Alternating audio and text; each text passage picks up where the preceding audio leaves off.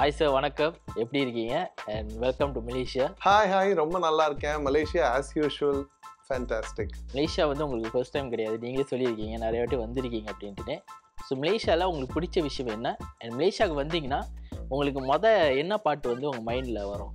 எனக்கு இயற்கை பைத்தியம். நான் எப்போவுமே இயற்கையான அழகான சூழல்கள் கொண்ட இடங்கள் எல்லாமே ரொம்ப பிடிக்கும். ஸோ மலேசியாவுக்கு வரும்போதெல்லாம் அந்த க்ரீனரியும் அந்த இயற்கை சூழலையும் நீங்கள் எவ்வளோ அழகாக அதில் மெயின்டைன் பண்ணிட்டு வரீங்க அப்படிங்கிறதையும் ரொம்ப ரசிப்பேன். எனக்கு மனசுக்கு வர பாட்டு என்னென்னா, அழகு ஆயிரம் உலகம் முழுவதும் மாமாமிய மாமாமிய இறைவனின் திருக்கரம் எழுதிய ஓவியம் மாமாமியம்மா அப்படின்னு ஒரு பழைய பாட்டு. It's a very nice song and thank you so much. How to you fall in love in music sir? எப்படி இந்த மியூசிக் மேலே உங்களுக்கு ஆர்வம் வந்துச்சு? தென் சிங்கராக ஆகணும்னு எப்படி உங்களுக்கு அது மேலே ஒரு ஆசை வந்துச்சு? I wanted to become an IPS officer, police officer ஆகணும் அப்படின்னு ஆசைப்பட்டேன். அதுக்கான ப்ரிப்பரேஷன்ஸும் உழைப்பும் நடந்துட்டு தான் இருந்தது. அப்புறம் இசை வந்து என்னை ஆட்கொண்டு விட்டது. 2000 டைமில் பார்த்தீங்கன்னா நீங்கள் ஒரு பெரிய சக்ஸஸ்ஃபுல் பிளேபேக் சிங்கராக இருந்தீங்க. ஸோ அப்போ நீங்கள் பார்த்தீங்கன்னா உங்கள் சுற்றி இருக்கிறவங்க, உங்கள் ஃபேமிலி, உங்கள் ஃப்ரெண்ட்ஸ் அவங்களாம் எப்படி ரியாக்ட் பண்ணாங்க உங்களோட அந்த சக்ஸஸ்ஃபுல் ஒரு பிளேபேக் சிங்கராக நீங்கள் இருக்கும்போது? ஃப்ரெண்ட்ஸ் ரிலேட்டிவ்ஸ்லாம் முதல்ல என்கரேஜ் பண்ணிட்டு இருந்தாங்க. ஸோ அவங்க வந்து என்னோட சக்ஸஸை பார்க்கணும்னு நினச்சிட்டு இருந்தவங்க பார்க்கறதுக்கு அவங்களுக்கான வாய்ப்பு கிடைச்சிது. அதுக்கு வந்து பிரபஞ்சம் எனக்கு வந்து பிளஸ் பண்ணுச்சுன்னு தான் சொல்லணும். ஃபேமிலி எப்போவுமே ரொம்ப சப்போர்ட்டிவ் தான். ஏன்னா நான் அந்த மாதிரி இப்போ நான் முன்னே சொன்ன மாதிரி போலீஸ் ஆஃபீஸராக போகிறேன், இது நல்லா படிக்கிற ஸ்டூடெண்ட்டும் கூட. ஸோ அதெல்லாம் பண்ணாமல் திடீர்னு சினிமாவில் போய் பாடகனாக போகிறேன் அப்படின்னு சொன்னதுக்கு ஃபேமிலியோட என்கரேஜ்மெண்ட் வேணும். ஃப்ரெண்ட்ஸும் வந்து ரொம்ப என்கரேஜ் பண்ணாங்க. அதுக்கேற்ற மாதிரி காலேஜ் படிக்கிற ஃபர்ஸ்ட் இயர்லேயே நான் பிளேபேக் சிங்கர் ஆகிட்டேன். ஸோ அவங்க எல்லாருக்குமே ஒரு மகிழ்ச்சியான ஒரு தருணமாக அது அவங்க நினச்சது அவங்க கண் முன்னாடியே நடந்த மாதிரி ஒரு விஷயம் ஆயிடுச்சு. சார், பிசைட் சிங்கிங் நீங்கள் பார்த்தீங்கன்னா உங்கள் ஃப்ரீ டைமில் நீங்கள் என்ன பண்ணுவீங்க? What is your hobby? இந்த கேள்விக்கு பதில் சொல்கிறதுக்கு முன்னாடி ஏதாவது ட்ரிங்க் குடிப்போமா? வாங்க போகலாம். ஹாபி அப்படின்னு சொல்லும்போது எனக்கு யோகா ரொம்ப பிடிக்கும். நான் யோகா மேலே எனக்கு ரொம்ப கிரேஸ் ஜாஸ்தியாகி ஒரு சீசன்லாம் யோகா டீச்சர் கோர்ஸே படிச்சுட்டேன் போய். ஸோ அப்புறம் நிறைய பேருக்கு சொல்லியும் கொடுத்துருக்கேன். இப்போ ஆஃப்கோர்ஸ் யோகா டீச் பண்ணுறது இல்லை. அது மட்டும் இல்லாமல் எனக்கு இந்த இன்ஸ்ட்ருமெண்ட்ஸ் கற்றுக்கிறதுனா ரொம்ப பிடிக்கும். கிட்டார் அந்த மாதிரி ஏதாவது எஸ்பெஷலி இந்த ஸ்ட்ரிங்ட் இன்ஸ்ட்ருமெண்ட்ஸ் இருக்குல்ல. ஸோ கிட்டாரை கொஞ்சம் கற்றுக்கிட்டு ஒரு ஒரு ஷோலையாவது நான் அப்படியே கிட்டார் வாசிச்சுட்டே பாடணும் அப்படிங்கிற ஒரு ஆசை உண்டு. அதுக்காக நான் அப்படியே சின்னதாக ஒரு குழந்தை மாதிரி ஒரு ஸ்டெப்பாக ஒரு கார்டாக வந்து பண்ணிகிட்டே இருப்பேன். ஸோ அது மாதிரி பிடிக்கும். அப்புறம் ட்ராவலிங் ரொம்ப பிடிக்கும். எஸ்பெஷலி இந்த மாதிரி மலேசியா மாதிரி ரொம்ப இயற்கை சூழலான கண்ட்ரீஸ்க்கு ட்ராவல் பண்ணுறதுனா ரொம்ப பிடிக்கும். Very nice answer sir. Thank you so much. Bharathi ஒரு பயோபிக் மூவி, ரொம்ப ஒரு பேர் எடுத்து கொடுத்த ஒரு படமும் கூட. அந்த படத்துல பாரதியாரோட பாடல் வரிகளுக்கு உங்களுக்கு பாடுறதுக்கு ஒரு வாய்ப்பு கிடைச்சது. அந்த வாய்ப்பு எப்படி கிடைச்சதுங்க சார்? அதோடைய அனுபவம் எப்படி இருந்தது? நம்ம தமிழராய் பிறந்த ஒவ்வொருத்தர் வாழ்க்கையிலையுமே வந்து இந்த ரெண்டு பெரிய லெஜண்ட்ஸ் வந்து ஒரு இம்பாக்ட் ஏற்படுத்தாமல் இருந்திருக்க முடியாது. அது மகாகவி பாரதியாரா இருக்கட்டும், இசைஞானி இளையராஜா அவர்களா இருக்கட்டும். ஆனா ஒரு வளர்ந்து வர ஒரு பாடகன், ஒரு 19-20 வயசு பையனுக்கு வந்து இவங்க 2 பேர் காம்பினேஷன்ல ஒரு பாட்டு அமைஞ்சு அதுவே கெரியர்ல வந்து திருப்பு முனையை அமையறதுங்கிறது எவ்வளவு பெரிய விஷயம். அந்த வரப்பிரசாதம் எனக்கு கிடைச்சது. இளையராஜா ஒரு லெஜெண்டரி இசையமைப்பாளர். அவர்கிட்ட பாட ஒரு வாய்ப்பு கிடைக்காதான்னு எல்லா பாடகர்களும் காத்துக்கிட்டு இருக்கிற ஒரு காலகட்டம் இன்னமும் கூட பார்த்தீங்கன்னா அந்த காலகட்டம் இருக்குது. அப்படி இருக்கும்பொழுது இந்த படத்துல உங்களுக்கு அவர்கிட்ட ஒரு பாடல் பாடணும் அப்படின்ற ஒரு வாய்ப்பு வந்த பிறகு உங்களுக்கு எப்படி இருந்தது? அந்த அனுபவம் எந்த அளவுக்கு உங்களுக்கு கொண்டுட்டு போனுச்சுங்க சார்? முதல்ல ராஜா சார் வந்து என்னை வந்து உச்சரிப்பு நல்லா இருக்கணும் அப்படின்னு சொல்லி என்னை வந்து படிச்சு காட்டு அப்படின்னாரு. 2-3 தடவை படிச்சு காட்ட சொன்னார். இவர் என்ன டியூன் கற்றுக் கொடுப்பாருன்னு பார்த்தா படிச்சு காட்ட சொல்றாரு. எனக்கு ஆச்சரியப்பட்டேன். பட் அவரோட எனக்கு ஒரு வரி பாடினாலும் பரவாயில்ல அப்படின்னு சொல்லிட்டு படிச்சு காட்டினேன். தம்பி, இது பாரதியாருக்கு பாட போற நீ அப்படின்னாரு. ஸோ பாரதிக்கே பாட போறோமா அப்படின்னு சொல்லி ரொம்ப எக்ஸைட் ஆயிட்டு அதுக்கப்புறம் தான் டியூனே கற்றுக் கொடுக்கறதுக்கான ஏற்பாடுகள் நடந்தது. டியூன் கற்றுக் கொடுத்தாரு, கற்றுக்கிட்டேன். ஆனால் ஒரு 40 நிமிஷத்துலேயே அந்த பாட்டு முடிஞ்சுது. அதாவது என்னுடைய வாழ்க்கையுடைய எல்லா பரிமாணங்களையுமே மாற்றி அமைச்ச ஒரு பாடல் தான் கண்டிப்பா அது நிற்பதுவே நடப்பதுவே பறப்பதுவேங்கிற பாடல் தான். ரொம்ப ஒரு அருமையான ஒரு பாடல். அந்த பாடலுக்கு பார்த்தீங்கன்னா உங்களுக்காக தமிழ்நாடு ஸ்டேட் அவார்டு கிடைச்சிருந்தது இல்லைங்களா? அது ஒரு மிகப்பெரிய ஒரு மூமெண்ட்னு சொல்லலாம். அது எப்படி இருந்தது உங்களுக்கு அந்த அனுபவம்? அப்புறம் எங்களுக்காக அந்த பாடலை கொஞ்சம் பாடி காட்ட முடியுமா? 2 வருஷமா அந்த அவார்டை கொடுக்காம நிறுத்தி வச்சிருந்தாங்க ஆக்சுவலி. ஏன்னா ஏதோ ஒரு கவர்மெண்ட் ப்ரொசீஜர். ஸோ 3ஆவது ஆண்டு வந்து அந்த 3 ஆண்டுகளுக்கும் சேர்த்து வந்து அந்த அவார்டை வந்து ரிலீஸ் பண்ணாங்க. அதில் வந்து எனக்கு தமிழகத்தின் சிறந்த பாடகருக்கான விருது வந்து அறிவிக்கப்பட்டது. அந்த மாதிரி ஒரு மகிழ்ச்சியான ஒரு விஷயம் எதுவுமே இல்லை. ஒரு பக்கம் பாரதியார், ஒரு பக்கம் இசைஞானி, ஒரு பக்கம் அவார்டு. நிற்பதுவே நடப்பதுவே பறப்பதுவே, நிற்பதுவே நடப்பதுவே பறப்பதுவே, நீங்கள் எல்லாம் சொற்பனந்தானோ பல தோற்ற மயக்கங்களோ சொற்பனந்தானோ பல தோற்ற மயக்கங்களோ. Hi sir, one of the யூனிக்கான மெலோடியான ஒரு வாய்ஸ் வந்துட்டு உங்களோட ஒரு வாய்ஸு. ஏர்லி 2000 வந்துட்டு சமுராய், மஜ்னு, மின்னலி, 12B இந்த இதெல்லாமே வந்துட்டு நீங்கள் ஹரிஷ் ஜெயராஜ் கூட வந்து ஒர்க் பண்ணியிருந்தீங்க. ஹரிஷ் ராகவேந்திரா அண்ட் ஹரிஷ் ஜெயராஜோட இந்த ஒர்க்கிங் கெமிஸ்ட்ரி எப்படி இருந்துச்சு? ஃபர்ஸ்ட் ஆஃப் ஆல் இந்த லாஸ்ட் டைம் மலேசியா கான்சர்ட்லேயே அவர் சொன்னார், ஹரிஷ் ஜெயராஜ் அப்படின்னு அவரையும் ஹாரிஸ் ராகவேந்திரா அப்படின்னு என்னையும் சொல்லுவாங்க. அந்த அளவுக்கு எங்கள் சாங்ஸ் வந்து பெரிய சக்ஸஸ்ஃபுல் சாங்ஸ் அதோடைய பெரிய ஒரு தாக்கத்தை ஏற்படுத்தியிருக்கு அப்படின்னு. அவரோட கெரியருடைய முதல் பாடல் வந்து அஃபிஷியலி வந்து அழகிய தீயே தான். மின்னலே படத்தில் அழகிய தீயே வாஸ் ஃபர்ஸ்ட் சாங். ஸோ அந்த பாட்டை எனக்கு பாடக்கூடிய ஒரு வாய்ப்பு அவர் கொடுத்தாரு. அவருக்கு அந்த நேரம் என்ன சுதந்திரம் வேணா இருந்தது, யாரை வேணா யூஸ் பண்ணிக்கலான்ட்டு. பட் இருந்தாலும் என் மேலே பயங்கரமாக நம்பிக்கை வச்சு அந்த பாட்டை எடுத்தார். முதல் தடவை அந்த பாட்டை ஈஸியாக எடுத்துட்டாங்க. அதுக்கப்புறம் என்னன்னா மறுபடியும் வந்து வேற ஸ்ருதிக்கு அதை மாற்றி எடுக்கும்போது நான் கொஞ்சம் ஃப்ரீஸ் ஆகிட்டேன். ஐயோ இவ்வளோ நல்ல பாட்டு இது நமக்கு கிடைக்குமா அப்படிங்கிற மாதிரிலாம் முதல்ல பயம் இல்லாமல் பாடிட்டேன். அதுக்கப்புறம் கொஞ்சம் வந்து அதை ரியலைஸ் பண்ணிட்டார் அவர். ஸோ மைண்ட் ஃப்ரீஸ் ஆயிடுச்சுன்னு. ஸோ 2 நாள் கழிச்சு வா அப்படின்னு சொல்லி டைம் கொடுத்து எடுத்த பாடல் தான் அது. அந்த பாட்டு வந்து நான் மேடிக்கு பாடினேன் முதல் பாட்டு. அதுக்கப்புறம் மேடிக்கும் நிறைய ஹிட் சாங்ஸ் பாடக்கூடியதாச்சு. நிறைய தமிழ் தெலுங்கு அப்படின்னு நிறைய வருஷங்கள் நிறைய பாடல்கள் எனக்கு வந்து கொடுத்துருக்காரு திரு ஹாரிஸ் அவர்கள். அவர் வந்து பிரித்து என்னோட கெரியரை நானே பார்க்க முடியாதுங்கிற அளவுக்கு ஒரு பெரிய ஒரு he played a pivotal role in my career actually. Harish Jayaraj sir compose பண்ணதில் உங்களுக்கு பிடிச்ச மோஸ்ட் ஃபேவரட்டான ஒரு சாங்ஸ் எங்களுக்காக. நெஞ்சில் நெஞ்சில் இதோ இதோ காதல் காதல் பிறந்ததோ கொஞ்சம் காற்றில் மயங்கியே கொஞ்சம் மேலே பறந்ததோ மாலை வேளை வேலை காட்டுதோ என் மூளை வானம் ஜுவாலை மூட்டுதோ. வணக்கம் சார். இப்போ ஏஐ டெக்னாலஜி வந்து ரொம்ப பாப்புலராக இருக்குது. ஸோ எஸ்பிபி, மலேசியா வாசுதேவ குரல்லாம் வச்சு இப்போ பாட்டு திருப்பி தயாரிக்கிறாங்க. ஸோ உங்கள் குரல் வச்சு ஏஐ மூலிமா அந்த பாட்டு திருப்பி தயாரித்தா நீங்கள் ஒத்துவீங்களா ஒத்துக்க மாட்டீங்களா? அறிவியல் வளர்ச்சி வந்து நம்ம யாராலையுமே மாற்ற முடியாது, தடுக்கவும் முடியாது. அது பாட்டுக்கு அறிவியல் வளர்ந்துக்கிட்டே தான் இருக்கும். அதை வந்து நல்லது கெட்டதுங்கிறதும் வந்து டைம் டெஸ்டடாக போன பிறகு தான் அது தெரியும். இப்போ ஏஐயில் வந்து பெரிய ஒரு ஜாம்பவான்கள், பெரிய மாமேதைகள், எஸ்பி பாலா சார், அப்புறம் வாசு அங்கிள் கொண்டாலாம் யூஸ் பண்ணியிருக்காங்க. ரொம்ப ரொம்ப சந்தோஷம். ஏன்னா அவங்க வாய்ஸஸ்லாம் மறுபடியும் நம்ம கேட்க மாட்டோம் அப்படிங்கிறது. இப்போ உயிரோடு இருக்கிறவங்களுக்கு எங்களோட வாய்ஸே எடுத்து ஏஐ பண்ணுறதுக்கு நானே பாடி கொடுத்துட்றேனே அப்படின்னு சொல்லி அவங்களை கன்வின்ஸ் பண்ண பார்ப்பேன். இல்லை உன்னோடதை வச்சு ஏஐ மட்டும் சாம்பிளாக எடுத்துக்கிட்டு நான் வேறு ஏதோ பண்ண போகிறேன் அப்படின்னா சரி ட்ரை பண்ணி பாருங்கன்னு சொல்லிடுவேன். நான் என்ன பண்ண முடியும்? நான் ஒருத்தனால அறிவியலை மாற்ற முடியாது. ஸோ அது பிளே அலாங் வித் இட் அப்படிங்கிறத என்னுடைய தனிப்பட்ட ஒரு கருத்து.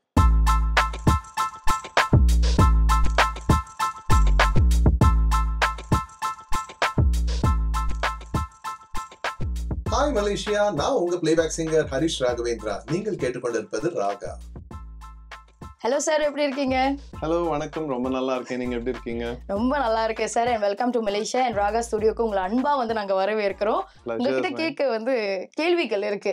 என்னன்னா நீங்க வந்து பார்த்தீங்கன்னா முறைப்படி வந்து சங்கீதம் கத்துக்கல. பட் எப்படி வந்து ஒரு சிங்கரா வந்து நீங்க உருவெடுத்தீங்க? அது வந்து எதர்ச்சியா நடந்துச்சா இல்ல how did it happen? ஏதாவது சிங்கரா ஆனா எப்படின்னா, என்னோட அப்பா எல்லாம் வந்து கோயம்புத்தூர் பேஸ்ட். அவங்கெல்லாம் வந்து பல்லடம் பிரதர்ஸ்ன்னு சொல்லி அவங்க நிறைய கச்சேரிகள்லாம் பண்ணிட்டு இருந்தாங்க. எங்க அப்பாவே வந்து ஆக்சுவலா என்னன்னா மிருதங்கம் கட்டம்லாம் வாசிப்பாரு. எம்எல்ஏ அம்மா, கேபி சுந்தராம்பாள் போன்ற பெரிய லெஜண்ட்ஸ்க்கெல்லாம் ஒரு மிருதங்கம் அதெல்லாம் வாசிச்சுட்டு தான் இருந்தாரு. அதுக்கப்புறமா சென்னைக்கு அவங்க மூவ் ஆன போது வேற கெரியருக்கு மூவ் ஆனார் அப்பா. ஸோ மியூசிக்கும் அவருக்கும் தொடர்பு விட்டு போச்சு. இருந்தாலும் எனக்கு வந்து கேள்வி ஞானம். அப்பா நல்லா பாடுவார் ஆக்சுவலா. அப்பா ரொம்ப என்னோட பல மடங்கு நல்லா பாடுவார் ஆக்சுவலா. ஆனா அவர் மியூசிக்கை கெரியரா எடுத்துக்கல. ஸோ அந்த மாதிரி அவர் பாடுறதை கேட்டு கேட்டு கேட்டு அதுக்கப்புறம் ரேடியோல மியூசிக்கை கேட்டு கேட்டு அந்த மாதிரி கேட்டு கேட்டு எனக்கு இந்த கேள்வி ஞானத்திலேயே அப்படியே என்ன நானே வந்து செல்ஃப் டீச் பண்ணிக்கிட்டது தானே தவிர, அதுக்கப்புறம் நான் கிட்டத்தட்ட ஒரு 20-25 படங்கள் பாடினதுக்கு அப்புறம் தான் நான் வந்து சரிகம பனிசானா என்னன்னு கத்துக்கிட்டேன். நிஜமாவா சார்? சோ அது வரைக்கும் கேள்வி ஞானம் தான். கேள்வி ஞானம் தான். என்ன டியூன் கொடுத்தாலும் பாடக்கூடிய ஒரு கெப்பாசிட்டி எனக்கு ஒரு இயல்பாவே இயற்கையில இருந்ததுனால ஐ attribute to that. I think அது டிஎன்ஏலே இருந்திருக்குது, நீங்க தட்டி எழுப்பி இருக்கீங்க அப்படின்னு சொல்லிட்டு. சரி, இப்ப வந்து வாழ்க்கையில வந்து சில விஷயங்களை நம்ம மாத்தணும்னு நினைப்போம். சோ இப்போ உங்களுக்கு ஒரு சான்ஸ் கொடுக்குறேன் நானு. நீங்க வந்து உங்களோட கடந்த வாழ்க்கைக்கு போய் இந்த ஒரு விஷயத்த மாத்தணும் அப்படின்னு ஆசைப்படுறேன் அப்படின்னு சொன்னீங்கன்னா அது எந்த ஒரு விஷயமா இருக்கும்? என்னுடைய மெட்டபாலிக் ரேட்டை ரொம்ப ஃபாஸ்ட் பண்ணி விட்டுருவேன். ஐயோ sir, I feel you sir. ஏன்னா நான் நாட் அ ஹெவி ஈட்டர், அதெல்லாம் கிடையாது. பட் எப்பவுமே வந்து இந்த வெயிட் கெயின் அப்படிங்கிறது டக்கு டக்குன்னு நடக்குமா, அதனால மறுபடியும் I have to work out, மறுபடியும் I have to maintain. But காரணமே இல்லாம சாப்பாடு உத்து பார்த்தாலே யாருக்காவது வெயிட் ஏறுமா, அந்த மாதிரி கேட்டகரி எல்லாம். So I feel you as well. So இந்த மாதிரி என்னோட ரொம்ப கடந்த காலத்துக்கு போயிட்டு ஆரம்பத்துல எங்க அது நடக்குது அப்படின்னு சொல்லி அந்த புள்ளிக்கு போய் மெட்டபாலிக் ரேட்டை ஃபாஸ்ட் பண்ணி விட்டு வந்துடும். எனக்கும் இப்ப அந்த ஆசை வந்துருச்சுங்க. எப்படியாவது அதை பண்ணிட்டோம்னு வச்சுக்கோங்களேன், நல்லா நிம்மதியா இருக்கும் இல்லையா? நல்ல சாப்பாடை பத்தி நீங்க சொன்ன மாதிரி நினைச்சா இல்ல, பேசினாலே வெயிட் ஏறின மாதிரி ஒரு ஃபீல் இருக்கும். பாத்தீங்கன்னா நல்லா சாப்பிடுவாங்க, ஆனா வெயிட் ஏறவே ஏறாது. அவங்கள பார்த்தா ரொம்ப பொறாமையா இருக்கும் சார். சரி, இப்ப நான் உங்களுக்கு ஒரு கேம் வச்சிருக்கேன் சார். என்ன கேம்னா, இங்க வந்து கார்ட்ஸ் இருக்கு சார். சோ இந்த கார்ட்ஸை வந்து நான் பாயிண்ட் பண்ணுவேன், நீங்க எங்க ஸ்டாப் பண்ணணும்னு சொல்லுங்க. சோ அந்த கார்டுக்கு எனக்கு முன்னாடி உங்களுக்கு பின்னாடி ஒரு போட்டோ இருக்குது. சோ அவங்க கூட ஒர்க் பண்ண எக்ஸ்பீரியன்ஸ், இல்லைன்னா அவங்களுக்காக நீங்க பாடின ஒரு சாங் வந்து பாடணும். இல்ல நீங்க ரெண்டுமே பாடுனீங்கன்னா கூட எங்களுக்கு ஓகே. ஐ மீன் ரெண்டுமே பண்ணுனீங்கன்னா கூட ஓகே தான். Are you ready? Yeah. Okay. Yes. This is the one. Okay. So sir வந்து செலக்ட் பண்ணியிருக்கிறது ரவி மோகன். எஸ். ஓகே. அவர் கூட ஒர்க் பண்ண எக்ஸ்பீரியன்ஸ் ஷேர் பண்ண போறீங்களா இல்ல சாங்? அவர் கூட ஒர்க் பண்ற எக்ஸ்பீரியன்ஸ் அப்படின்னு நான் சொல்ல முடியாது, because we only work with the music director. அவருக்கு நான் பாடின பாட்டு பூரா சூப்பர் ஹிட்ஸ் ஆயிடுச்சு. So I'm so happy about it. அதுல வந்து சென்னை செந்தமிழ் சாங் வந்து it's a very very popular song.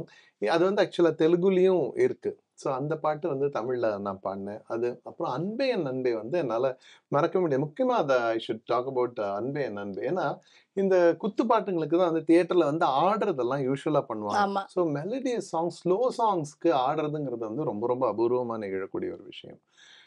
Slow சாங்ஸ்க்கு நான் போய் தியேட்டர்ல ஏவிஎம் ராஜேஸ்வரின்னு அப்போ ஒரு தியேட்டர் இருந்தது. இப்போ இட்ஸ் நாட் தேர் எனிமோர். சென்னையில் அங்கே உட்காந்து நான் பார்க்குறேன். நான் வந்து அந்த பாக்ஸில் இதில் பால்கனியில் உட்காந்து பார்த்துட்டு இருக்கேன். இதுக்கு வந்து இந்த பாட்டு அந்த மியூசிக் வர ஆரம்பிச்ச உடனே எல்லாம் இங்கேயும் அங்கேயும் ஓடினாங்க. அப்புறம் இந்த ட்ரெயின் மாதிரி எல்லாம் ஃபார்மேஷன்ஸ் பண்ணிக்கிட்டு இந்த ஃபுல்லாக அந்த தியேட்டர் ஃபுல்லாக ஓடி ஓடி ஓடி ஓடி they celebrated the song and asked for once moreன்னு கேட்டு அதை வந்து கொண்டாடினாங்க அந்த பாட்டை. ஸோ அந்த ஒரு அனுபவம் வந்து நான் அப்படியே பார்க்குறேன். அதெல்லாம் தான் உண்மையிலேயே நம்ம that's the best earning that we can get, more than money everything. ஒரு அன்கண்டிஷனல் லவ். ஸோ அந்த ஒரு ஜெயம் ரவின்னு உடனே எனக்கு அன்பே என் அன்பே ரொம்ப அது அந்த அனுபவம் வந்து எனக்கு ரொம்ப இதுவாக இருந்தது. அப்படியே ஒரு சாங், அந்த சாங் அப்படி பாடிட்டீங்கன்னா, அன்பே என் அன்பே உன் விழி பார்க்க இத்தனை நாளாய் தவித்தேன், கனவே கனவே கண்ணுறங்காமல் உலகம் முழுதாய் மறந்தேன், கண்ணில் சுடும் வெயில் காலம் உன் நெஞ்சில் குளிர் பனிக்காலம், அன்பில் அடைமழை காலம் இனி அருகினில் வசப்படும் சுகம் சுகம். Super sir, super super. எனக்கு அதுக்கப்புறம் வர அந்த பிஜிஎம்லாம் வந்து இப்போ மைண்ட்ல போயிட்டு இருக்கு. டூரு அப்படின்ட்டு. ஆல் ரைட், போலாமா? நெக்ஸ்ட் கார்டா? All right. Yes. Oh wow, சரி ஓகே. நீங்க செலக்ட் பண்ணியிருக்கிறது நடிகர் ஷாம். ஸோ இவருக்கு வந்து பியூட்டிஃபுல்லான சாங்ஸ் வந்து நீங்க பாடி இருக்கீங்க. How was the feel and அந்த ப்ராசஸ் எப்படி இருந்துச்சு? ஷாம்க்கு வந்து இன்ஃபேக்ட் நான் மலேசியாவுக்கு லாஸ்ட் டைம் நான் ஹாரிஸ் சாருக்கு மியூசிக் பண்ண வரும்போது அவரும் அந்த ஷோல இருந்தாரு. அப்போதான் எனக்கு தெரியும் நானும் அவரும் ஒரே ரெசிடென்ஷியல் காம்ப்ளெக்ஸ்ல தான் இருக்கோன்றது.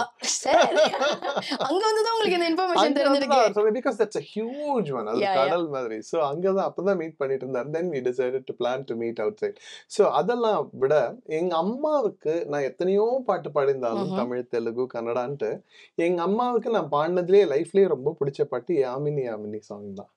சோ அது வந்து அதுல வந்து நடிச்சவர் வந்து ஷாம். அந்த யாமினி யாமினி சாங் பாத்தீங்கன்னா அது முதல்ல ஒரு எக்ஸ்பெரிமெண்டல் படம். அது 7 மியூசிக் டைரக்டர்ஸ் வச்சு ஒரே படத்துல ட்ரை பண்ணார் இயக்குனர் வசந்த் அவர்கள். அதுல இந்த யாமினி பாட்டு வந்து அரவிந்த் ஜெய்சங்கர் அப்படிங்கிற ஒரு இரட்டையர்கள் பண்ண மியூசிக்.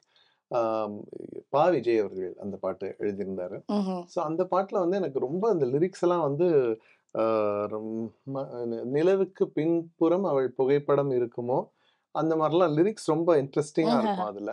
ஸோ அந்த பாட்டு வந்து எப்போ கேட்டாலும் அந்த பாட்டு வந்து எங்க அம்மாவோட சாங் அப்படின்னு தான் நான் நினைப்பேன் நான். ஸோ அதனால எனக்கு that song is very close to my ஹார்ட்னு சொல்லலாம். அடுத்து கே, எனக்கு ரொம்ப எக்ஸைட்டடா இருக்கு. எந்த கார்டு நீங்க சூஸ் பண்ண போறீங்க? This is 1. Okay, 2. Oh, it's Chiyaan Vikram. Sir சொல்லுங்க. விக்ரம் அவர்களை பத்தி சொல்லணும்னா அவரோட நான் ஒரு ஸ்டார் நைட் ஷோ பண்ணியிருக்கேன் சிங்கப்பூர்ல. அவர் பண்ண ஒரே ஸ்டார் நைட் ஷோ. அவர் அதுக்கப்புறம் I think only one he did. அதுல நான் தான் சிங்கரா இருந்தேன். அப்போ வந்து ரொம்ப ரொம்ப நட்பு எனக்கு அவர் கூட உருவாச்சு. அவருக்கு நான் பாடின சாங் வந்து ஆகாயச்சூரியனை தான் மிகப்பெரிய ஒரு பெரிய இம்பாக்ட் ஏற்படுத்த சாங். அப்பேரண்ட்லி நம்ம லாஸ்ட் டைம் இங்கே மலேசியா வந்திருந்த போது ஒரு கேள்வி பதில் செஷன் நடந்தது ஹாரிஸ் சாரோட. ஸோ ஹாரிஸ் சார் கிட்ட வந்து கேட்கப்பட்ட கேள்வி வந்து, உங்களுக்கு கெரியர்லேயே நீங்கள் பண்ண இத்தனை வருஷம் கெரியரில் உங்களுக்கு ரொம்ப பிடிச்ச பாட்டு இது அப்படின்னு கேட்டாங்க. ஆகாயச்சூரியனே அப்படின்னு சொன்னார். So that was very sweet of him. And அந்த பாட்டு வந்து இன்ஃபேக்ட் அந்த பாட்டு வந்து நிறைய பேருக்கு வந்து அவங்களோட பிளேலிஸ்ட்ல இருக்கும் ஆகாயச்சூரியனே. அது வந்து எப்படின்னு தெரியல.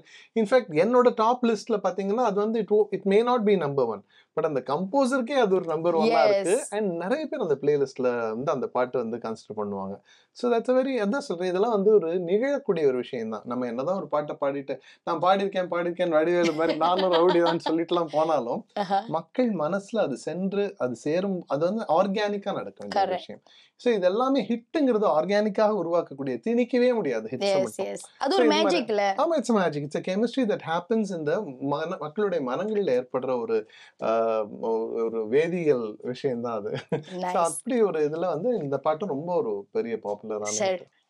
கொஞ்சோண்டு லைட்டா ஆகாயச்சூரியனை ஒற்றை ஜடையில் கட்டியவள், நின்றாடும் மீனை நெற்றி சொட்டியில் ஒட்டியவள், நீதானே எரிமலைகள் நீ மருதாணி போல் பூசியவள், அடியே என் தேகம் முற்றும் சுற்றி கொண்ட கொடியே, உன் எண்ணம் என்னவோ சகியே, என்னை கொஞ்சம் கொஞ்சம் கொத்தி தின்னும் கிளியே, என்னை கொல்லும் எண்ணமோ.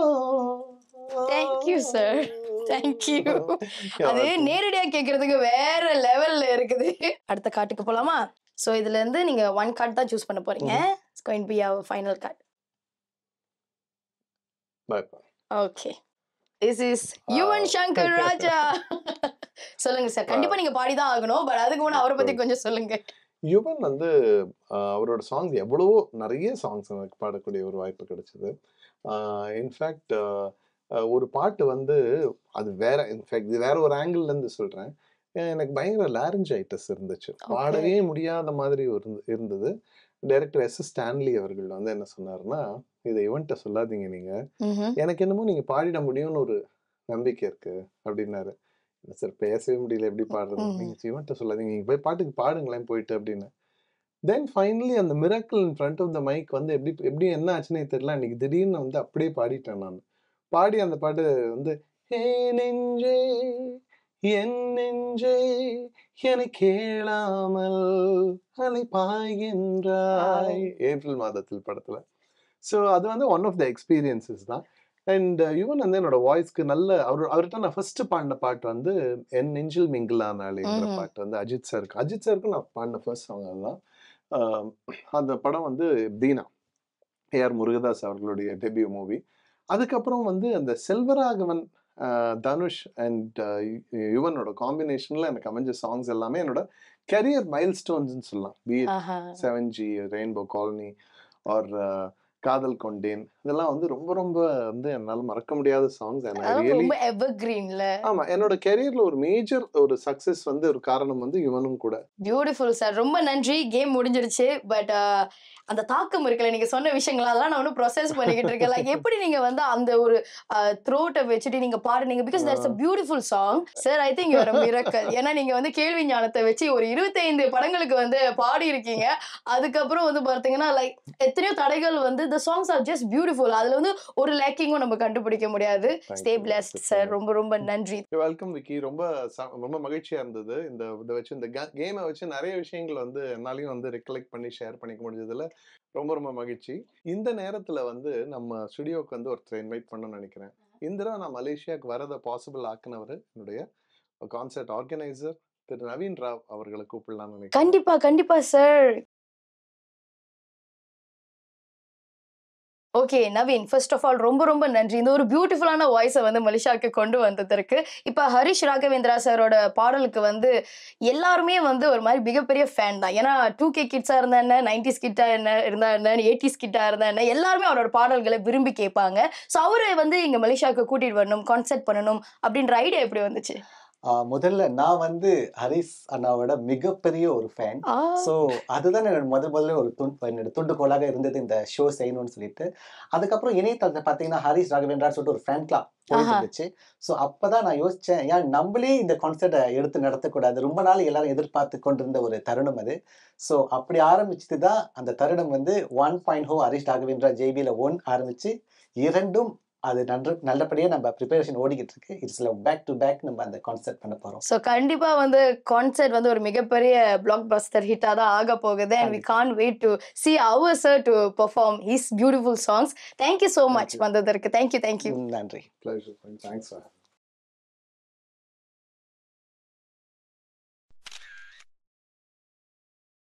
சார், நீங்கள் வந்து நிறைய பாடல்கள் பாடியிருக்கீங்க. அதில் வந்து காதலோட வலியை சொல்லக்கூடிய ஒரு பாடல் வந்து சர்க்கரை நிலவே. அந்த பாடலோட அந்த ரெக்கார்டிங்கை பற்றி ஷேர் பண்ணிக்க முடியுமா சார்? அந்த மூமெண்ட்ஸ் வந்து எப்படி இருந்தது?